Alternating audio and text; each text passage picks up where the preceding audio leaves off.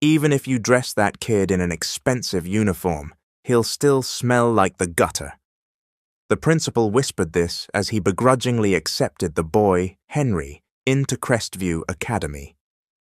Did you know he used to pick through trash behind the market? What's so special about him, Raymond? If you want a child, adopt someone decent. He's not from a respectable family. Raymond was silent.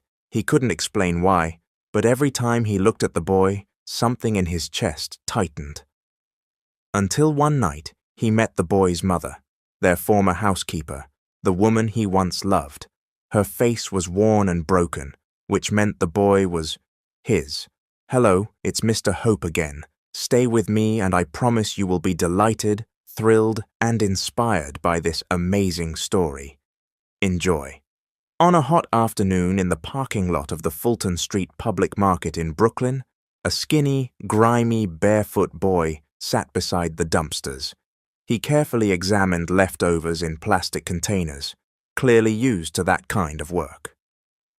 A torn backpack, years past its prime, hung from his shoulders. This was Henry, a homeless kid who looked like he had no future to hope for. A sleek black car pulled up nearby. A man in a sharp suit stepped out, perfect haircut, authority in every step. This was Raymond Sylvester, the young CEO of Sylvester Holdings, a name in real estate and hospitality. Yet for all his wealth and power, there was a sorrow in Raymond's eyes that money couldn't hide. When he noticed the homeless boy, he stopped walking. Something tugged at his heart, an inexplicable pull. There was something different about the kid. It wasn't just pity, it was a connection. A fleeting look from Henry slipped past Raymond's guard and struck something deep inside. "Hey, kid," Raymond called, walking closer. "What's your name?" Henry only nodded, eyes down, ashamed, practiced in being looked down upon. "I'm not a cop. I'm not here to take your stuff." Raymond offered a paper bag from the car. "Here." Eat Henry quietly took the food, a hamburger from an upscale restaurant. Tears pricked as he ate slowly, as if he hadn't tasted anything this good in a long time. "You been here at the market long?" Raymond asked. Henry nodded. "Since Mom got sick, we couldn't pay rent." "We got evicted." Raymond's brow creased. "Do you go to school?" Henry shook his head. "I want to, but we can't afford the uniform, the books, or the bus fare." A dull ache cut through Raymond's chest. He didn't know this boy, but a part of his heart wanted to stand up, move, give more than charity. "Do you have a dad?" he asked. "No, I never met him." Raymond's chest tightened again. With each word, the connection grew, like a reminder of something lost, left behind. He wasn't easily moved by scenes like this. He'd grown up sheltered from want. But this boy, this felt different. "Is there anything you want besides food?" he asked, struggling to steady emotions he couldn't name. "A notebook and a pencil." Raymond swallowed. "You want to study?" "Yes, I want to be an engineer so Mom and I don't have to pick through trash anymore." Something stirred in Raymond's soul. Engineer. The dream he once had before he'd been forced to run the family company. A thread connecting him to this child. This wasn't an ordinary homeless kid. A car horn sounded. Raymond's assistant called, "Boss, we have a meeting at the hotel." "We need to go." Raymond couldn't move. He stood there, rooted. He nodded, but didn't leave. He pulled out his wallet and handed the boy a thick stack of bills. "Buy the notebook and pencil, and get your mom some food." Henry's eyes widened. "Are you sure? You're not mad?" "No, I'll be back tomorrow. Will you be here?" "Yes, I'll be right here." "Okay, be careful." As he climbed into the car, Raymond couldn't shake the boy's face from his mind. A voice inside him would not quiet. He didn't know if it was pity or something deeper. In the side mirror, he caught another glimpse of the kid, and a slow turning began in his world, a turn that would change his life. He didn't know it yet, But that boy had started a transformation he never expected. Raymond couldn't settle the next morning. Coffee in hand at the office, his thoughts still ran to the boy. Grimy, thin, thirsty for care. Instead of going to his first meeting, he told his driver to swing by the market before the hotel site visit. At the Fulton Street Market, he got out at the corner of the lot. The boy was still there, near a hole-in-the-wall diner, perched on a crate, playing with a bottle cap and a scrap of cardboard like they were toys, unbothered by the chaos around him. Raymond approached with a fast food paper bag. "It's still warm," he said, setting it down in front of the boy. Henry looked up, startled, then quickly accepted the bag. He still didn't speak, but Raymond noticed the smallest smile as the boy peeked inside. A burger, fries, a small juice. Raymond sat beside him, unconcerned about his expensive pants. Passers-by gawked and whispered. He ignored them. He watched the boy eat as if he hadn't had a proper meal in days. "Do you come here every day?" he asked. The boy nodded. "Do you have a name?" Raymond asked again. No answer, just a bowed head. Instead of getting frustrated, Raymond smiled. A quiet stretched between them, deeper than conversation. In the days that followed, Raymond stopped asking for the boy's name. It was enough to see him, feed him, make sure he was safe. He came every day with different food, chicken and rice from the hotel kitchen, spaghetti, sometimes just rolls and milk. When he hadn't planned ahead, he brought bread and bottled water. With every passing day, their quiet bond deepened. Once he found the boy collecting bottles by the dumpster. "Why aren't you in your usual spot?" Raymond asked. I'm selling bottles." "Maybe I can make some change?" "For what?" "Mom's medicine."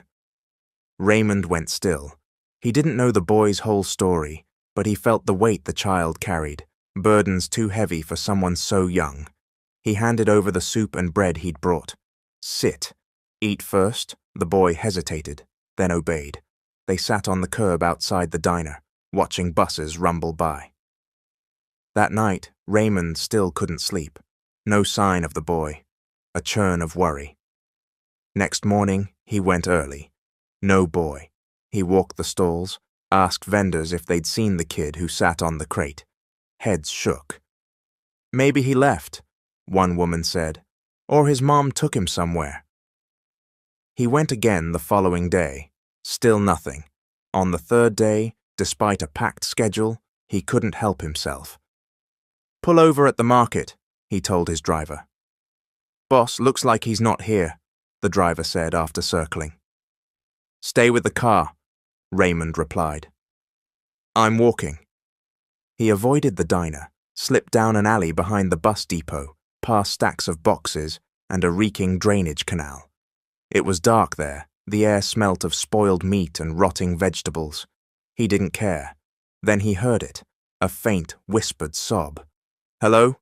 he called. Silence. He scanned the shadows, followed the sound, and found a small body curled behind a mound of plastic. He hurried over.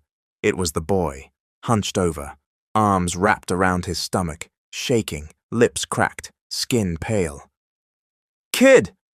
Raymond cried, dropping to his knees. "What happened?" "Hungry," the boy whispered.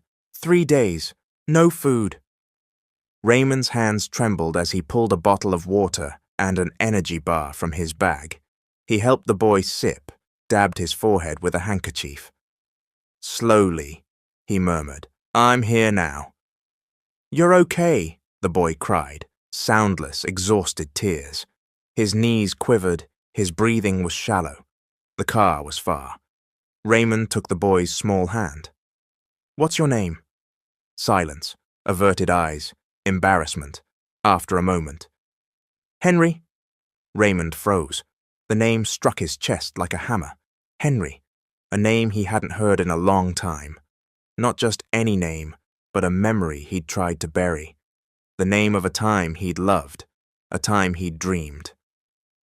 He studied the boy, confusion on his face, but his heart wanted to shout. Why did it feel like blood tied them?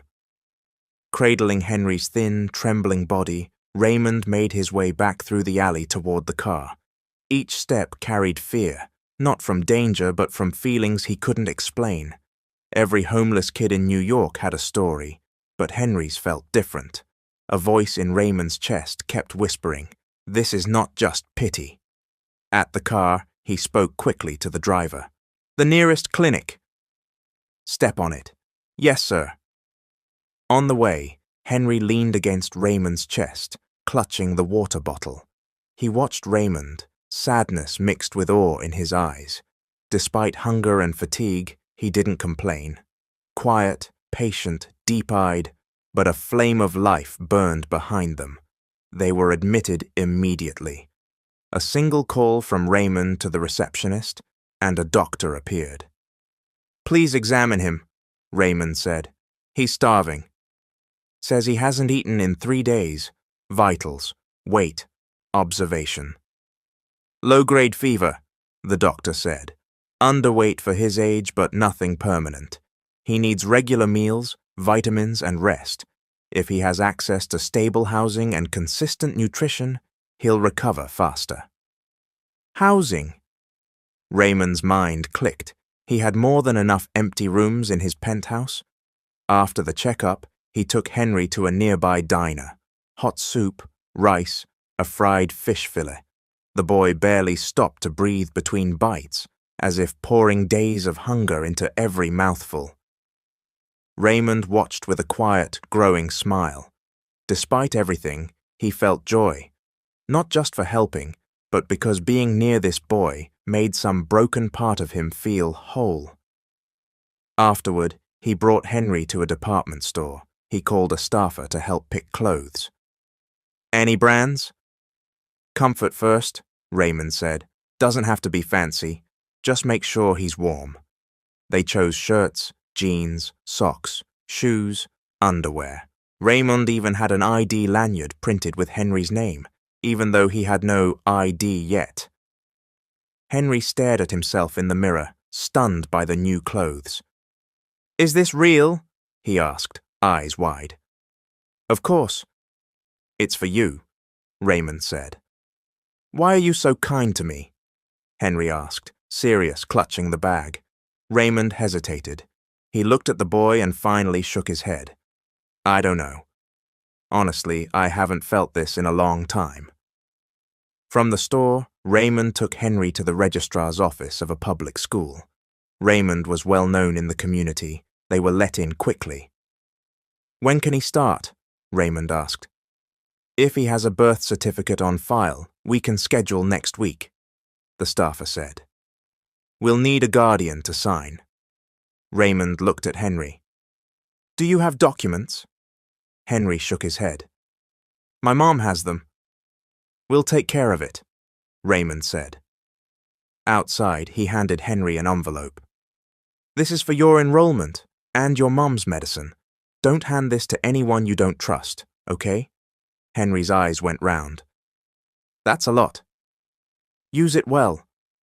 Or, if you want, you can stay with me for a while." Henry frowned. "Where?" "I run a hotel. You can stay there temporarily. Warm bed, food, a real bathroom. You can shower every day."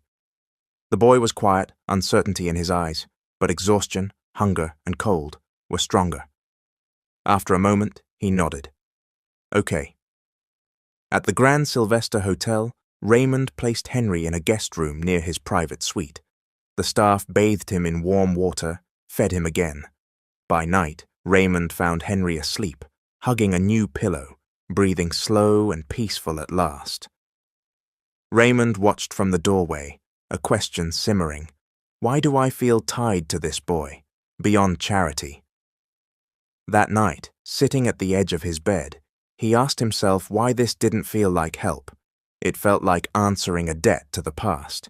He didn't know the answer, but one thing felt sure. He couldn't abandon Henry now. The hotel's hallways were quiet that night, only the accent lamps glowing. Henry slept in a clean bed, clutching his new pillow. In his study, Raymond couldn't rest. He opened a drawer and pulled out an old photo album he hadn't touched in years. In the night stillness, a smile, a laugh, a pair of eyes that once read his soul returned to him. "Eleanor," he whispered. He hadn't said that name in years, had forced himself to forget. But since meeting Henry, since locking eyes with him, a connection he couldn't explain had stirred. Memories rose like tide. Eleanor had been their housekeeper at the family estate in Savannah, Georgia. Quiet, hard-working, with a simple beauty that revealed itself over time. A gentle young woman, always polite. "Yes, sir." "Thank you." Back then, Raymond had just graduated from college. Before his mother forced him into the business world, he'd had a dream: to be an architect, to live quietly away from corporate noise. In that brief season of freedom, he fell in love. For real, in secret. No one could know. Every night after dinner, they met in the old carriage house behind the estate, talking in whispers. Sometimes he brought coffee, sometimes she snuck lemonade from the kitchen. Under the lamplight, their simple presence together was enough. But joy didn't last. One night, the door flew open. "Raymond!" His mother, Margaret Sylvester, snapped. They leapt to their feet. The coffee spilled. Eleanor trembled. Raymond froze. Margaret stood in the doorway, eyebrows high, eyes blazing. "What are you doing here? And you, Eleanor, leave my house." "Now, ma'am," Raymond tried, but Margaret cut him off. "You will not date a housekeeper under my roof. Not in my home," fear smothered Raymond. What if she cut him off? What if he lost everything? He said nothing. Eleanor stepped toward him, eyes glossy. "I'll go," she whispered. "I won't cause trouble." By morning, Eleanor was gone. No note, no message. He thought of looking for her, but his mother threatened him. "Keep this up and I'll give everything to Frank." Young, overwhelmed, Raymond stayed silent, turning his back on the woman he loved. Years buried him in work, duty, fear. Now, holding Elena's photo, the one from a company picnic, carrying a tray and smiling, something woke up, not just guilt. A question. Why did Elena flood back into memory after he met Henry? He'd helped so many children through the company's community programs, yet none had reached him like this. Was the past calling? He walked to the window, lights of New York spread below, buildings he'd raised, hotels he'd built. Amid all that triumph, why did he feel a hollow? Ever since Eleanor? And now a boy had stepped into his world, familiar to his heart, stirring a question. Where was Eleanor? Was she alive? What happened after she left? He went to Henry's door, opened it gently. The boy slept, peaceful. In the dim room, a hallway nightlight revealed small details. The nose, the curve of the lips, the way he slept. Why didn't he feel like a stranger? Raymond closed the door, returned to his study, and breathed deep. He looked up at the night and whispered, "If there's an answer in my heart, you're the only one who can give it, Elena." A mission formed, find the woman from his past and the truth he'd run from. Raymond woke early, not from his alarm but from a dream too real. His late father standing in the yard of the old Savannah estate, holding a toy, a small boy before him with his back turned. He couldn't see the boy's face, but he heard the name called clearly. "Henry." He sat up, sweating, gasping. Was it a sign, a reminder, a warning? He didn't know. He only knew that name had long lived in his heart. After washing and dressing, he went to Henry's guest room. Morning light warmed the boy's face. He was awake, making a paper airplane. "Good morning," Raymond greeted. "Good morning." The boy smiled. Warmth spread in Raymond's chest. He didn't know why, but every moment with this child broke him and made him whole, all at once. "How'd you sleep?" Raymond asked. "The bed's so soft, like a cloud." Henry laughed. "I wish every night could be like this." We'll make it happen, Raymond said with a sigh. Kid, we've known each other a while now. Can I ask your full name? Henry paused, wary. Then he nodded. I'm Henry. Raymond's world stopped. Henry, he repeated, barely breathing. That's really your name? Yes, Henry confirmed, pushing hair from his forehead. Raymond's throat tightened. He paced the room, a burst of shock, dread, and hope exploding inside him. That name, Henry, wasn't just a name to him. It was his late father's name, Henry Sylvester Sr., a strict, brave, decent man, a pillar of family and business for 4 decades. As a boy, Raymond had often heard his mother say, "If you ever have a son, name him Henry." He himself had once imagined it. One day he'd name a son after his father. But it never happened. No wife, no child, no one to name. He sat back down and looked at the boy. Who gave you that name? My mum, Henry said. She said it was special. I don't know why. Where is your mum? She's sick. She can barely get up. Raymond handed him a juice. Drink this. Then we're going out to run an errand. Dressed in a new polo and shoes, Henry looked sharp, but the name still weighed on Raymond's mind. This wasn't a coincidence. The name wasn't random.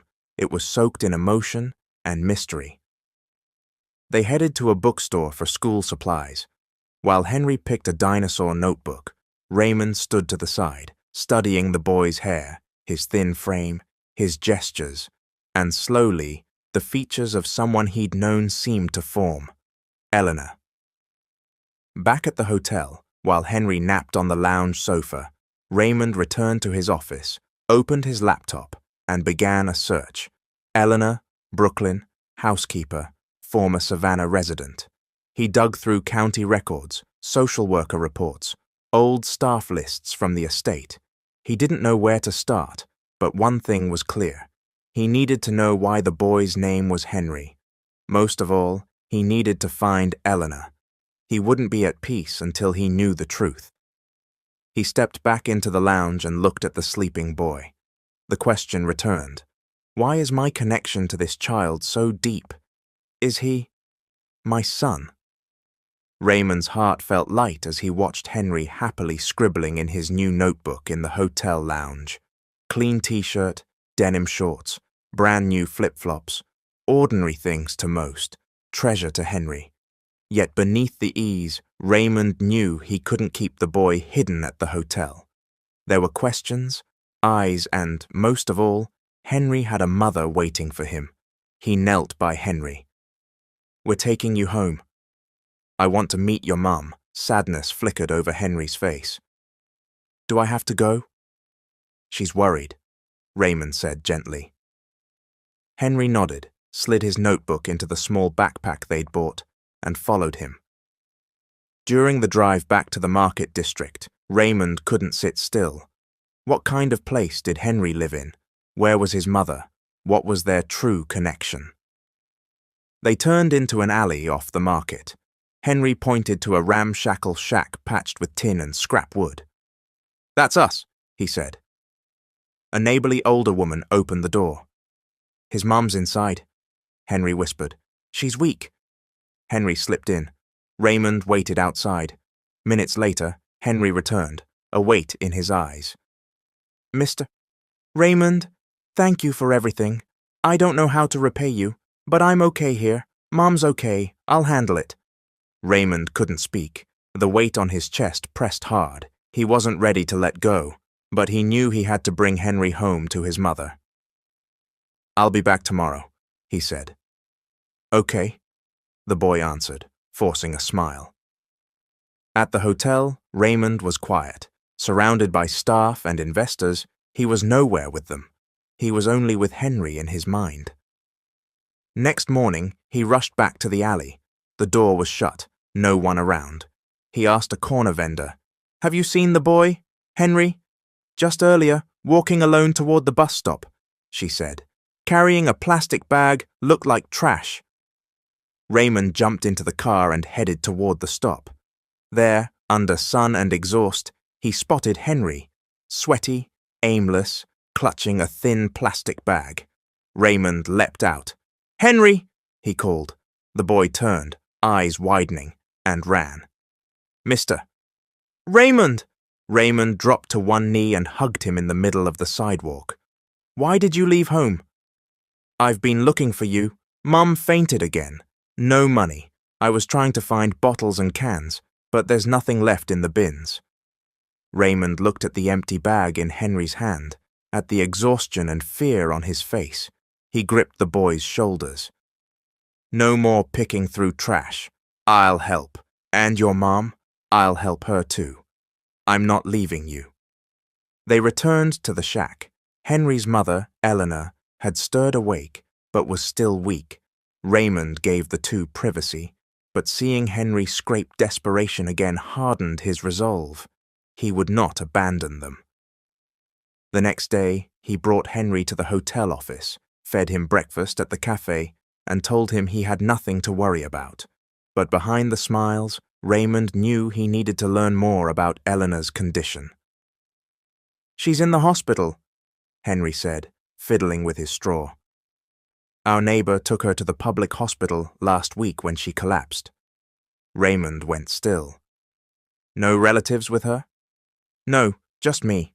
I take care of her." Raymond's heart pounded. He called the driver. "We're going to the hospital." "I need to see Eleanor."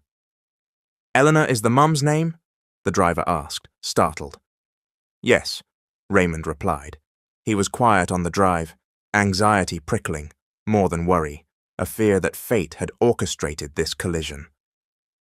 At the hospital, a receptionist directed them to the charity ward on the second floor. In a corner bed lay a woman, IV in her arm, bandage across her abdomen. Henry grabbed Raymond's hand and hurried to her. "Mum," he said. The woman didn't move. Her breathing was shallow. When Raymond finally saw her face clearly, the world fell away. He didn't need to hear her name. He knew the silhouette of her nose, the roundness of her eyes, even closed. He'd never forgotten the voice that once soothed him. "Eleanor," he breathed. He wasn't mistaken. The woman before him, held by illness and hardship, was the same Elena he had once loved and left. Cold rushed through him, his chest seized. "She had abdominal surgery," a nurse explained. "Removed a cyst. Good thing she came in, but she still needs medication and follow-up care. She has no attendant. The boy visits sometimes, but most days she's alone." Raymond couldn't speak. He wanted to sob, to kneel and beg forgiveness, but not now. What mattered was that Eleanor was alive, the woman he thought he'd lost forever. He glanced at Henry. "Why didn't you tell me your mom's name was Eleanor?" "I didn't know you knew her," the boy said innocently. "She doesn't talk much about the past." Raymond sat at Elena's bedside, took her hand gently. "I'm sorry," he whispered. "I'm sorry I'm only here now." Memories flooded, their nights in the carriage house, secret smiles, the sudden goodbye, his cowardly silence. A nurse approached. "We need a few prescriptions from an outside pharmacy. We don't have these in stock." Without hesitation, Raymond called his assistant and had all the meds delivered. He told accounting to put her bills under his care. When he came back, Henry was asleep on a plastic chair beside his mother's bed, backpack as a pillow. Raymond laid his jacket over the boy's shoulders, looked at a sleeping Elena, and let the tears he had long held back fall. "I almost missed you," he whispered, "and almost missed our child." He cut himself off. Child. He didn't have the full truth yet. He needed to hear it from Elena. But with every conversation with Henry, every resemblance, every feeling he couldn't explain, the truth grew clearer. He would wait for Elena to wake, for the question he had carried for years. Am I this boy's father? Morning in the charity ward. Sunlight danced on the windows. Oxygen hissed softly. Nurses' shoes clicked. Raymond sat at Eleanor's side. On a nearby chair, Henry slept against the wall, hugging his backpack. Raymond hadn't moved since last night. He studied Eleanor's face, thinner, paler, but still the beauty he'd never forgotten. He had loved her with all he was, and some part of him still did. Eleanor's hand stirred. Her eyes opened slowly. "Eleanor," Raymond whispered, gripping her hand. She looked at him. For a second, recognition flashed, and time erased the years. "Raymond," she said, voice faint, unbelieving. "It's me," he smiled gently. "I'm here." Tears filled her eyes. "What are you doing here?" "I've been looking for you, for a long time." Henry led me back. Her gaze drifted to her sleeping son. A tear slipped down her cheek. She stroked Henry's hair. "I love this boy more than anything. Is he my son?" Raymond asked. No accusations, no anger, just the truth he needed. Eleanor went very still, breath shallow, staring at Henry as emotion shook her. "Tell me," Raymond urged softly. "No blame. I just need to hear it from you." She gripped the blanket, closed her eyes, took a breath, and looked at him. "Yes," she said, tears falling. "Yes, Raymond. Henry is your son." For a moment, time stopped. The suspicion he'd tried to deny became clear. "Why didn't you tell me?" he whispered, hurt but not angry. "I didn't want to hurt you," she said, voice breaking. "When your mother forced me out, I was already pregnant. I couldn't say it. I didn't want to ruin your life, add to the weight you carried." "I had a right to know," Raymond said quietly. "I know," Eleanor answered. "Every day as Henry grew, I prayed he would find you. I never poisoned him against you. I told him that if he ever met you, I hoped you'd still be the man I loved." Raymond looked at his sleeping son. The pull he'd felt now made sense. "Why did you name him Henry?" he asked softly. Eleanor smiled through tears. "Because you used to say if you ever had a boy, you'd name him after your father. I never forgot. Even without you, I wanted your child to feel loved from his very name." Raymond pressed a hand to his chest, blinking against the flood rising in him. He'd never imagined he'd hear that name, Henry, spoken like a blessing by the woman who mattered most. "Eleanor, forgive me," he said hoarsely. "I was a coward. I feared my mother. I didn't fight for you." Eleanor shook her head. "We were both victims of fear, judgment, the system. But you're here now, and Henry is here. Maybe this is our beginning." Raymond knelt by the bed, lifting her hand to his cheek. "I don't want to lose you again." Henry stirred and sat up, seeing his mother's hand in Raymond's. "Mom!" "Mr. Raymond." Raymond went to him and knelt. "Henry, do you know how much I love you?" "I need you to know something." "I'm your dad," Henry stared. "Really?" "Really. And from now on, I'm not going anywhere. We're staying together. You, your mum, and me." Tears filled Henry's eyes as he threw his arms around Raymond, a hug fierce and warm, full of love saved up over years. In that charity ward, a family long split by the past came together. The battle wasn't over, but for the first time, they would fight as one. 3 days after Elena's confession, color returned to her cheeks, thanks to the medicine, a private nurse, and the help Raymond personally arranged. The ward brightened whenever he visited with fruit, new sheets, and sometimes toys for Henry. He didn't hide his care. He no longer hesitated. He was all in. "She can be discharged tomorrow," the doctor told Raymond on rounds.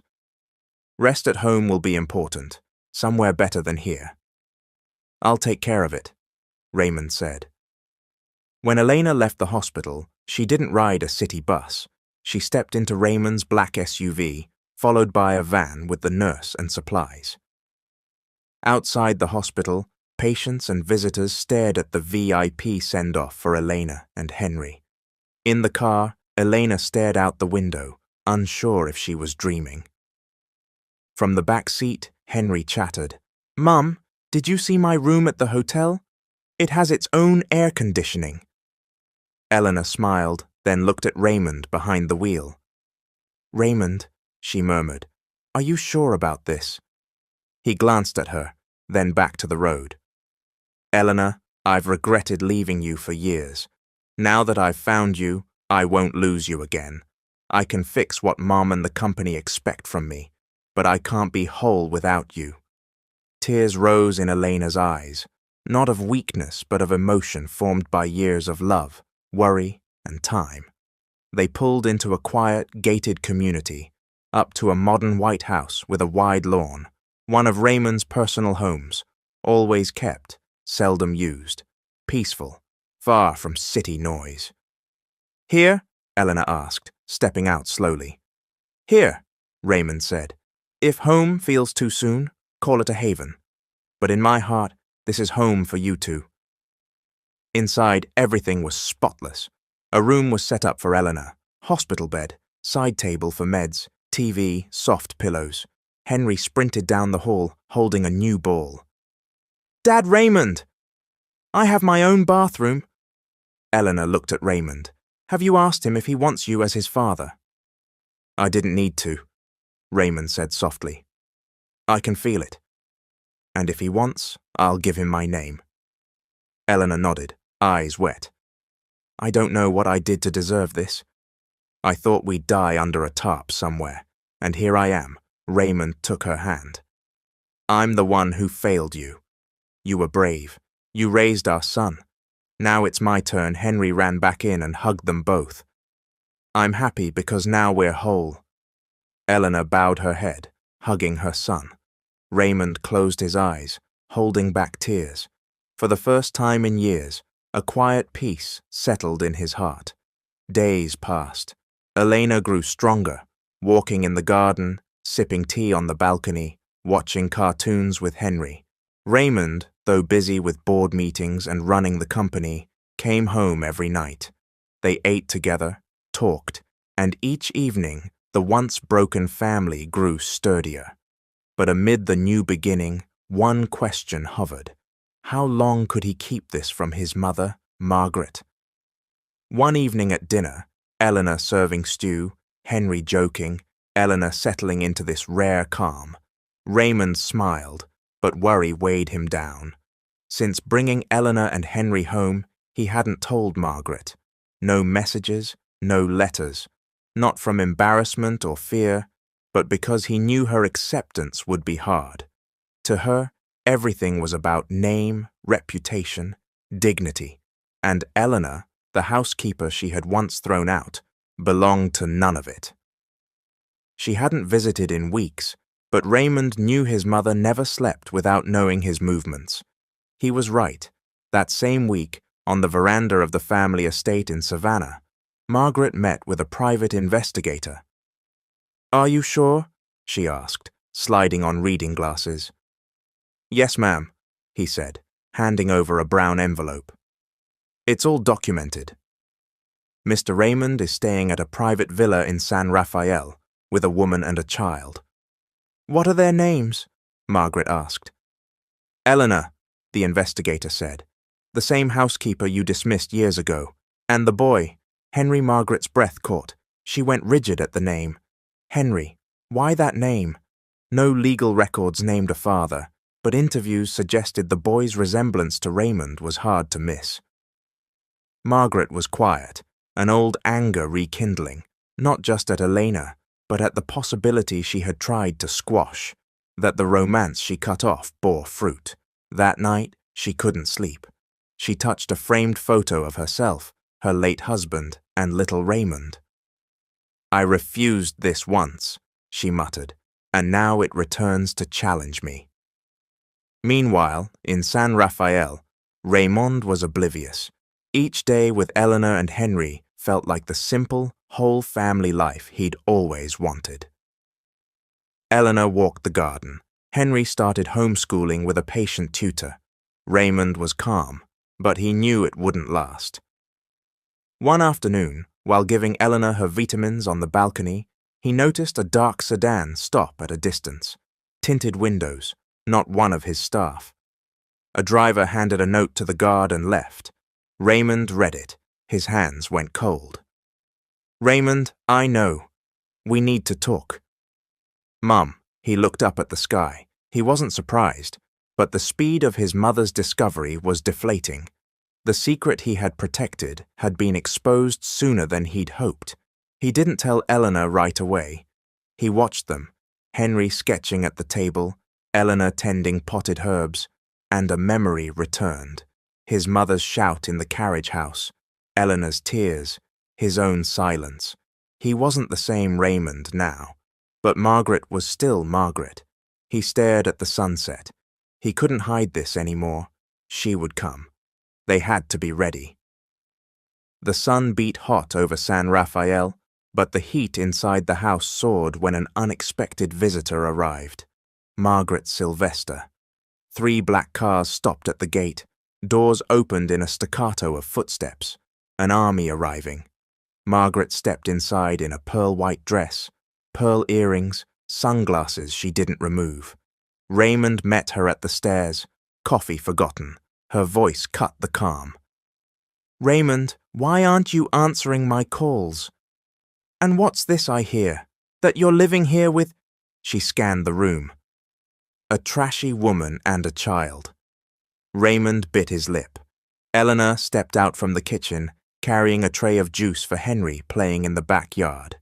Time froze as Eleanor and Margaret locked eyes, the pain of their last meeting still raw. The day Eleanor had been cast out, shamed, told she had no right to love Raymond. "So it's you," Margaret said coolly. "The same housemaid." "Back again. Sturdier than a cockroach, aren't you?" Eleanor trembled, set the tray down carefully. "Mum, this isn't the place," Raymond said, moving fast to intercept. "Everything is fine. Eleanor is—" "Eleanor is what?" Margaret snapped. "Your wife? Your live-in? The mother of a child you named after your father?" Eleanor looked at Raymond. Only now did she learn why the boy's name had surprised him so much. Margaret pulled an envelope from her handbag and set it on the table. $1 million, she said evenly. Enough to go far away, buy a small house, start a business, your quiet dream life. Just leave my son. "Mum!" Raymond barked. "What is this?" "We're not doing this." Margaret ignored him. "Eleanor, be honest. You don't belong in our world. I didn't throw you out years ago, just so you could return with my grandson. If you love your child, take the money and go. Raymond is out of the picture." Tears filled Elena's eyes, but she didn't speak. She looked at Henry, peeking from the doorway, unsure whether to come out or hide. She stood, walked to the envelope, and looked at it. Then she pushed it back across the table. "I will never sell my right to love the father of my child," she said evenly. "If you can't accept me as a human being, don't try to buy me like garbage." Margaret shook with rage. "You dare speak to me like that? Do you think I can't send you both out of the country?" "Mum, enough," Raymond said, voice hard. "I didn't invite you here to hurt us. I'm building my family, with Elena and Henry. If you can't accept that, I'll have to choose." Silence deepened. For the first time, Margaret truly looked at her son and saw a man standing on his own, not the boy who always obeyed. She looked at Eleanor, then at Henry, who had stepped out and moved to Raymond, clutching a toy car. He tugged at Raymond's sleeve. "Dad, I'm hungry," he whispered. Eleanor bit her lip to stifle tears. Even small Henry could feel the tension, the heavy words of a grandmother who couldn't yet love him. "Mum, if you've nothing else to say," Raymond said quietly, "may we return to our peaceful life?" Margaret stared at the envelope, then slid it back into her bag. "Consider this unfinished," she said coolly. "I am still your mother, wherever you live." She exited with her entourage, the door shut, quiet, heavy. Eleanor hugged Henry. Raymond sank onto the couch. They had weathered one storm. It wouldn't be the last. Dinner was quiet that night. Eleanor ladled soup, Raymond coached Henry on forks and spoons. It wasn't a comfortable silence. It was the kind that felt watched by a ghost with the last name Sylvester. The ghost appeared at the top of the stairs. Margaret again, standing as dinner began. Grey gown, presents like frost. The room froze, even the stew forgotten. "No invitation for me?" she asked icily. Raymond stood. "Mum, I wanted to give you time to accept that the woman you once called a housekeeper is the mother of your grandson. Time to decide where to send you," she countered. Raymond didn't answer. Eleanor approached with a bowl. "Mum, would you like some hot soup?" she asked gently. Margaret scanned her up and down. "What I don't need is a pity act from someone clawing back into a world where she doesn't belong." Henry shot up and ran to Margaret. "Don't be mean to my mum." Eleanor stood, startled. Raymond moved to intercept, but Henry had already grabbed his grandmother's skirt. "Grandma?" he whispered. "Are you my grandma?" "Dad says you're his mom. Does that mean you're my grandma? Can I hug you?" Raymond and Elena locked eyes, breathless. The room held its breath. Margaret didn't move. She looked down at the child. Gentle eyes, a brave smile watered with tears. No anger, no fear, no doubt, just an innocent question from a soft heart. Henry lowered his head to her waist and hugged her lightly. It was a hug Margaret never expected, a hug she'd refused, blocked, pushed away. Something melted. Her hands hovered, then settled on his small shoulders. Slowly, she hugged him back. "You're my son's child," she whispered. "Yes, I am your grandmother," Eleanor cried, this time from an unexpected grace. Raymond sat down, stunned. Henry beamed through tears. "Grandma, you smell nice," he said. Margaret actually chuckled, a small laugh the house hadn't heard in years. "I'm not used to being called Grandma," she said, "but from you, Henry, I'll allow it." "Thank you, Grandma," Eleanor said, flustered. Margaret exhaled. "I'm not ready to embrace all of this," she admitted, "but I can't turn away a child, especially one who reminds me of myself." She looked at Henry again. Raymond watched his mother, surprised. "I'm not saying I accept everything," Margaret told Raymond and Eleanor, "but I can begin. I can't throw my grandson into the cold." "If you can try to love Henry," Eleanor said softly, "that's enough for us." Raymond squeezed Eleanor's hand.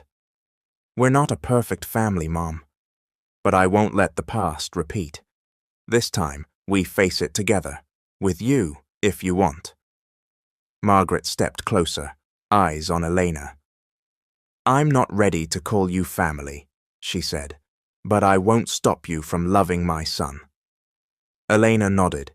She hadn't asked for a perfect embrace, only that Henry be accepted. "From now on," Margaret said, "I want to see Henry every day.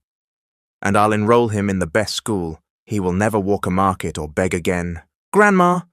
Henry cried. "I want to study. I want to learn to speak English with lots of rupees." Margaret smiled. "You'll have excellent tutors at Crestview Academy. And no one will bully you, not if they know I'm your grandmother." A new chapter opened. The relationships weren't perfect. Margaret still went cold when speaking to Elena, but with every hug from Henry, the ice thinned. With every grandma, the proud face softened. For the first time in a long time, they all sat at one table. In the quiet, only the clink of spoons and Henry's small laughs filled the air as he recounted his day. For Eleanor, these were small miracles: recognition, an embrace, hope. The grand ballroom of the Sylvester Hotel glittered with white flowers, gold drapery, and chandeliers. Guests from the city's old guard mingled at Margaret and Henry Sr.'s 40th wedding anniversary. Gossip hummed, But no one foresaw the emotional explosion ahead. Eleanor was modestly dressed, a pearl-colored dress, hair falling softly. She sat in a corner with Henry. Raymond received guests as heir to the Sylvester group. "There are so many rich people here, Mom," Henry whispered, "but you're the prettiest." Eleanor smiled. "Thank you, sweetheart." "If you said it, it must be true." Raymond took the mic. "Good evening, everyone," he began, looking at his parents. "Tonight we honor 40 years of my parents' marriage, a steadfast love that inspired many." Applause. He took a breath. "And tonight I'd like to follow in their footsteps, of true love." Margaret frowned. Eleanor stiffened. Raymond signaled the coordinator. The music shifted to a romantic instrumental. Lights pooled at center stage where a white aisle rolled out. "I ask the woman I love," Raymond continued, walking forward, "not as a housemaid, not merely as the mother of my son, but as the woman I will marry." Gasps. People clutched their chests, craned for a better view. Eleanor nearly fainted. "Raymond," she whispered. Henry tugged her hand. "Mum, is this real? Are you and Dad getting married now?" Raymond stood smiling, fearless. "Tonight, Eleanor, in front of everyone, I want you to hear it. You are my dream, and I will not lose you again." Tears fell. Eleanor didn't move. "I'm not ready," she trembled. "You don't have to be," Raymond said. "I will fight for you." "I'll set right what fear broke." Henry scrambled onto the stage with a tiny bouquet. "Please, Mom." The ballroom hushed, only music and Eleanor's heartbeat. She stood at last, each step met with applause, tears, and shock. At the altar, Raymond greeted her with a soft smile. "You're the only one I want for life. I will never let you go." Bridesmaids and groomsmen, employees Raymond had secretly arranged, stepped out. A minister was ready for the surprise ceremony. "Raymond and Eleanor," the minister intoned, "before God and those who love you, will you give your whole hearts to one another?" "What's your answer, Mom?" Henry called. Laughter. "I do," Eleanor said, smiling through tears. "I do," Raymond answered, taking her hands. "By the power invested in me and the love you share, I pronounce you husband and wife." Applause, cheers, a chorus of "Kiss the bride." Raymond kissed Eleanor, forehead, cheek, lips, full of respect, promise, and the certainty that they would finally be the center of their own story. Margaret sat quietly in a corner, not smiling, but not leaving. She didn't stand to stop the wedding. She didn't throw out the woman who was now her daughter-in-law and the mother of her grandson. That was permission enough for Raymond. At the end, Henry ran to his parents. "Dad, Mom, you're married." "Yes," Eleanor said. "We're whole now. But can I still sleep in the middle?" Henry grinned. They laughed as the lights dimmed and guests rose in a standing ovation for the year's most unexpected wedding, the CEO and the former housekeeper. For Raymond, it wasn't just a wedding, it was love defeating fear. At last, he had a family to come home to. The sun rose over the Sylvester family's new Asheville retreat, a glass-filled home with mountain views and quiet. From the terrace, Eleanor watched clouds drift like cotton. In her arms, a newborn daughter slept, named Esperanza. "It's like a dream," she whispered, brushing the baby's soft cheek. Raymond appeared with a breakfast tray, kissing his queen on the forehead. "You look like a barista," Elena teased. "And you look like a goddess." Raymond grinned. Inside, Henry raced by in a superhero cape. "Mom, Dad, can Esperanza be my sidekick?" "Careful, she might upstage you," Raymond laughed. "She'll be a baby genius," Henry declared. "I'll teach her to read, starting now." Laughter filled the house. Raymond's dream took shape. A whole, happy family. No fear, no secrets. Or so he thought. Months passed. Margaret's awkwardness eased into a brittle calm. She wasn't warm to Eleanor, but she wasn't cruel either.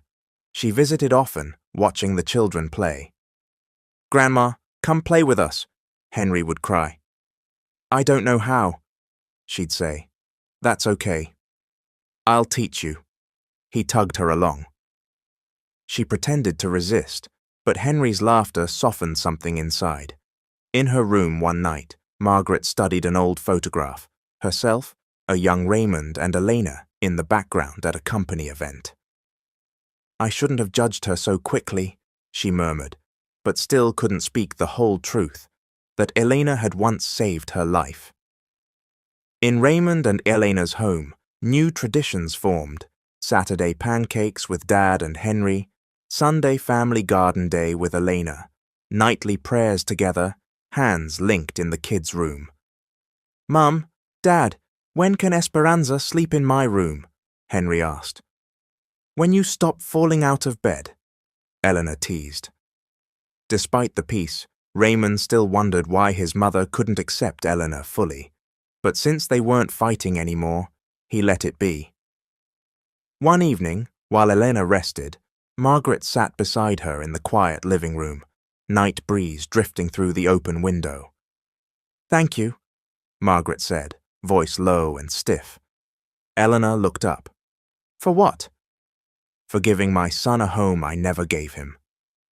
Eleanor didn't answer at first, but she knew it was a hint: regret, forgiveness, or both. "I never asked for wealth," she said. "I just want my child to be happy." "Maybe it's time I started accepting," Margaret replied. "Not to lose, but because I'm tired of fighting." Eleanor blinked away tears and nodded, turning back to the moonlight. Over the next weeks, Margaret's visits became regular. She asked what Eleanor needed. She enrolled Henry in piano lessons, bought baby books, and sometimes called Eleanor dear. Raymond's heart swelled with gratitude. He thought life couldn't be more blessed, a perfect fresh start. Then came heat, a kind no one expected. While Raymond was on a business trip to break ground on a new project, Eleanor stayed with Henry and the housekeeper at the San Rafael home. A simple day, until wiring in the ceiling sparked. By afternoon, a fire broke out in the kitchen. The housekeeper got Henry out quickly, but Elena rushed back for family photos, Henry's clothes, a few precious things. "Elena!" Neighbors shouted as smoke thickened. Henry screamed outside. "Mum!" The air burned, heat pressed in. At last, Elena stumbled out wrapped in a wet blanket, streaked with soot. Red burned across her right cheek, neck and arm, skin blistered and broken. At the hospital, the doctor told Raymond, fresh from the airport, shaken, "She's safe, but we need to treat the burns now." Scarring is likely. He saw Eleanor's face, bandaged, the light dimmed in her eyes. "Raymond," she whispered through tears, not from pain, but from shame. "I don't want to go out anymore. Don't introduce me to anyone." Weeks later, she returned home, larger, more beautiful than before. But she wasn't the same. She wore a veil or large sunglasses, avoided mirrors, stayed inside. "You're never ugly, Elena," Raymond told her over and over, holding her close. "Those scars are your courage." But words weren't enough. The fire had left marks deeper than skin. An invitation arrived, a gala for the city's elite, where Raymond would receive the Most Outstanding Young CEO award. Everyone expected him finally to present his wife. "Should I even go?" Eleanor asked, turned from the mirror. "You shouldn't just go, you should be by my side," Raymond said, steady as steel. Heart heavy, Eleanor went. Gown, veil, makeup, none could fully hide the burn. At the all-white gala, smooth skin, perfume, couture, the room quieted when they entered, hand in hand. Whispers buzzed. "That's his wife? Is that a burn on her face? Wasn't she a housekeeper?" Snickers. A high society woman murmured, "You can't force a nobody into our world." Eleanor's chest seized. Shame slammed like a slap. She couldn't meet anyone's eyes. She wanted to scream, run, hide. Raymond's grip tightened. He stepped forward and took the mic. "Ladies and gentlemen," he began, "this is Elena, the woman who taught me how to love, and who ran back into a burning house to save our child. She is my wife. If you can't look at her with respect, I will walk out of here with her right now." Silence. Some flushed. Others looked away. Tears slipped down Eleanor's cheeks. She didn't know if they were of shame or strength. She only knew that even if the world judged her, one man chose her completely. In the car home, Raymond stroked her hand. "You don't have to prove your worth to anyone, Elena." "But I have so many scars." "Real beauty isn't skin, makeup, or gowns," he said softly. "It's courage." Yours, Eleanor, was quiet. For the first time, she turned toward the mirror, lifted her veil, and looked, still unable to smile, but with a new light in her eyes. Margaret, however, fumed after the gala. She couldn't accept that Eleanor, with scars, simple taste, and no wealth, was the wife her son presented. In the eyes of high society, it was a stain on their name. The next day, her black SUV rolled up to Raymond's house. No warning, no hesitation. She stormed inside. "Eleanor!" Margaret snapped. "Do you know what embarrassment you caused last night?" Eleanor, seated on the sofa with a bandage on her cheek, looked up but said nothing. Henry grabbed his mother's hand. "Grandma, please stop."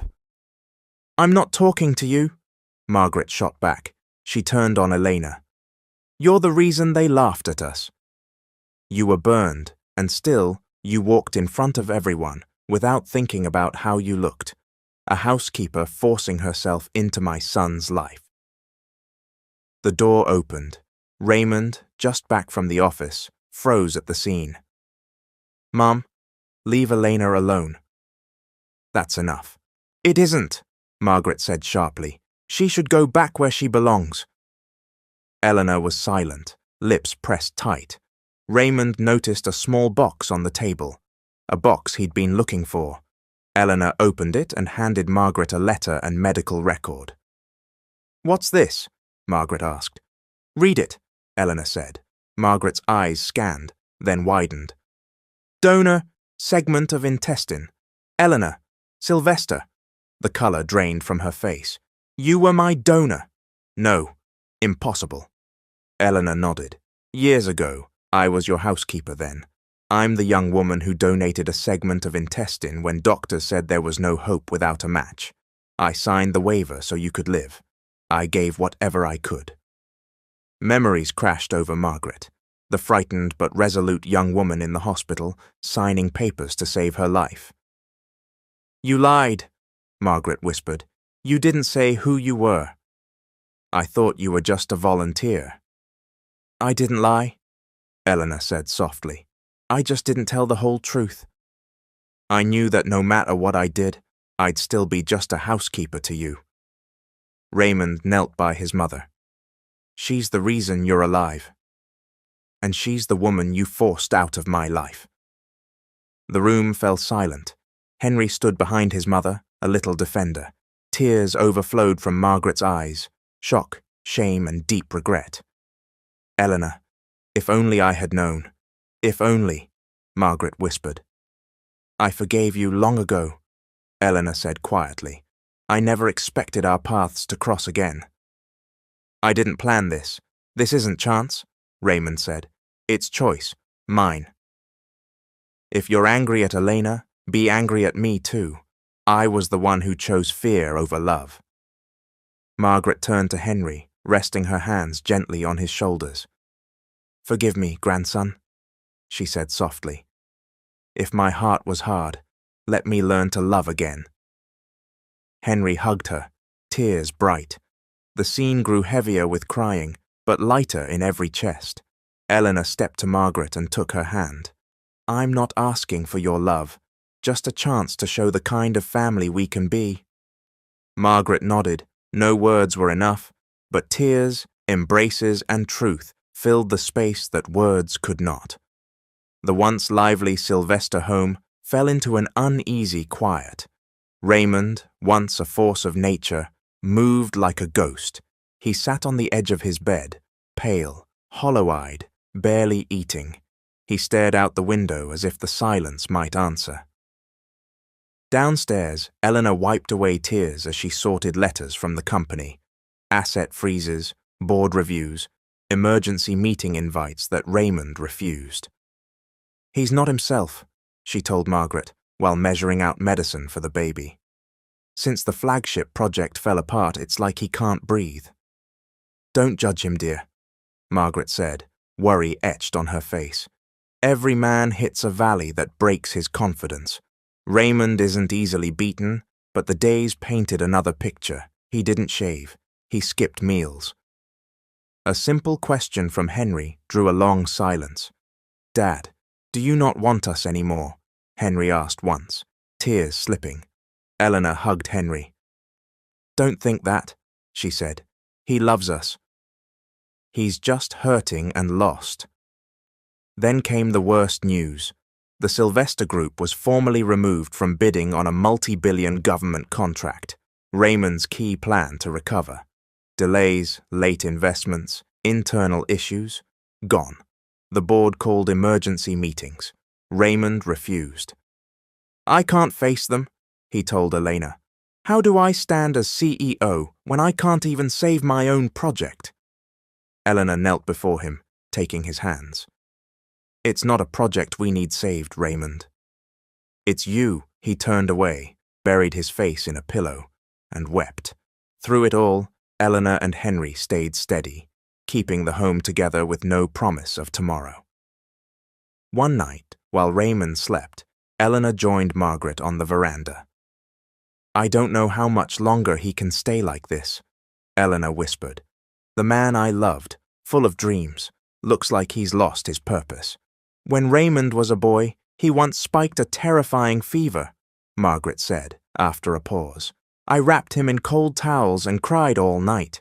When he woke, the first thing he said was, 'Mum, don't be scared. I've got this.' He has never been one to give up." Eleanor wiped her eyes. "But what now?" "He can't say that anymore." "Then maybe it's our turn," Margaret said. "Maybe we say it to him." The next day, Eleanor entered the dim bedroom with a worn folder. Inside were sketches of their simple dreams, photos of the family, Henry's first acceptance letter. "Raymond," she said quietly, "business wasn't your first dream." Family was tears slipped down Raymond's face. He looked at Henry's photo and closed his eyes. "What if I'm not enough? Please don't take away from us the man who taught us to fight," Eleanor said. "We don't need a perfect CEO. We need a husband and father who stands up again." For the first time in days, Raymond nodded. He stood, took off the wrinkled shirt he'd worn all week, and drew a deep breath. He wasn't ready to face the world, but he could face himself. As Raymond worked to rebuild himself from the ashes, Henry quietly moved, too. While cleaning the library one day, he found a thick book on business strategy, open to a chapter. He read a line that clicked: value creation through community-based innovation. "Grandma," he asked later, pouring tea on the veranda, "how do you build a business without capital?" Margaret turned, intrigued. "Why do you ask, dear?" "I was thinking about the market," Henry said. "Where I came from, there's so much trash. But if people learned to upcycle and make products together, then sell them, there'd be income, a company and a community." "You want to build something from your street experience," Margaret murmured. "Not just a business," Henry said. "A livelihood for kids like me." The next day, Henry brought his notebook, sketches, flowcharts, budget estimates, laid out clearly. He called it Echo Hope, a side company to incubate waste-to-worth livelihoods, designed and led by community members. He'd even drawn a logo, a hand cradling a leaf. Margaret called the Sylvester Group's remaining board members. In a room full of big names, a former trash picker presented his plan. "Good morning," Henry said. "I'm Henry. I didn't graduate from business school. I graduated from the streets, and there I learned everything has value if someone will listen." The boardroom fell silent. Raymond, now back in the CEO chair as an advisor, could hardly believe what he heard. Henry's slides showed kids who scavenged bottles and how, under Echo Hope, they could become creators, not cogs in a corporation, but owners of a new future. "Innovation doesn't always need technology," Henry said. "Sometimes it needs a listener." An elderly board member nodded. "Young man," he said, "that's the most meaningful business speech I've heard in my life." With seed funds from Margaret's personal resources, Henry launched a pilot. In 2 months, the company's public image surged. The Sylvester Group re-emerged, not just as a business, but as a social enterprise rediscovering compassion and responsibility. Partners returned. The Department of Commerce took interest. An international NGO pledged support. The most important day came when Raymond gathered the company for a special event. "Today," he began on stage, "is not about me or our rebound. Today is about a boy who reminded us all how to rise from the ground." He gestured Henry up beside him. "Friends," he said, "this child is not merely the beneficiary of kindness. He is my son, and today, before all of you, I introduce him as the next generation CEO in training of the Sylvester Group." The hall erupted in applause. Tears fell. Eleanor stood at the side, stunned with pride. Margaret watched quietly, heart full of hope. After the program, Henry hugged Raymond hard. "Thank you, Dad." "I didn't save this company, son," Raymond said. "You did." At sunset, they ate together in the garden. Raymond, Eleanor, Henry, and Barbie Esperanza. Quiet dinner, full of love. "Can you be a CEO even if you can't make coffee?" Eleanor teased. "I'll invent a new flavor." Henry grinned. "Chocolate, kid-friendly." They laughed, no trace of yesterday's darkness. In the corner of the veranda, Margaret watched her firebrand grandson and smiled softly. "The housekeeper's child," she whispered, "turned out to be our family's hope. Thank you for listening. It's your tale master, Mr. Hope. Make sure to subscribe for more incredible stories."